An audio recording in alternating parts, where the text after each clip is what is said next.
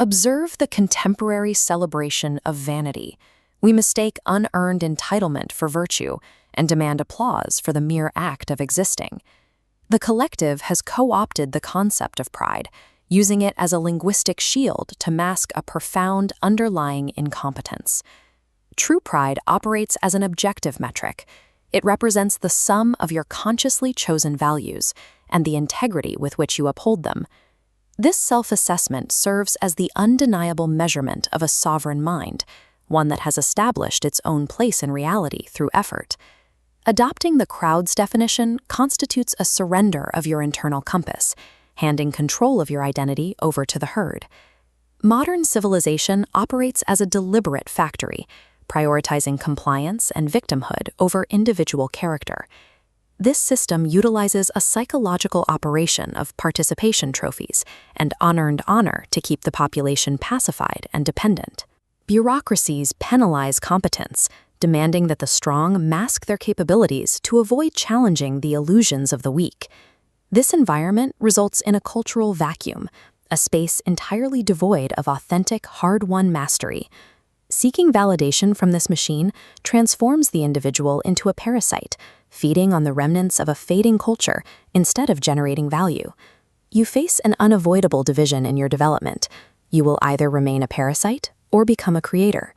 We find the model for the uncompromising mind in the Objectivist ideal. As the wall behind Ayn Rand dictates, the choice is between a morality of rational self-interest, with its consequences of freedom and justice, and the morality of altruism, which leads to stagnation and force. The warrior philosopher treats respect as a currency that must be painstakingly earned through tangible output and moral consistency. This path involves the solitary burden of absolute mastery, requiring a total commitment to your craft and your internal discipline. Sovereignty requires total independence from the collective's validation, yielding only to the requirements of your own rational self-interest. This illustrates the objective operating system of reality, the law of cause and effect. Chaotic data points are forced into alignment by an unyielding principle. Reality remains indifferent to public opinion or emotional demands of the crowd. It responds only to facts of nature. Aligning your life with these principles requires an internal forge built on grit and a rejection of impulsive comfort. You must refuse to compromise this alignment, even when the irrational collective exerts its maximum pressure to make you conform. Pride is the byproduct of this forge. It occurs when your actions and results perfectly mirror the mechanical reality of cause and effect.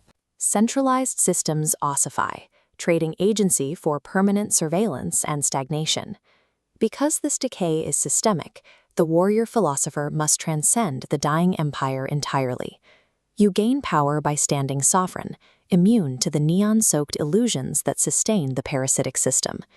We must build decentralized, parallel realities governed strictly by truth and verified competence. This requires the ultimate sanction, the strategic withdrawal of your attention and participation from a culture that no longer serves human flourishing. Stop subsidizing the noise, cease apologizing for your strengths, and reclaim ownership of your mind. For those who forge this path, the destination is the sovereign mountain retreat, a physical and philosophical home for the creators who have successfully walked away. The warrior philosopher achieves a permanent, uncompromising exodus to total autonomy.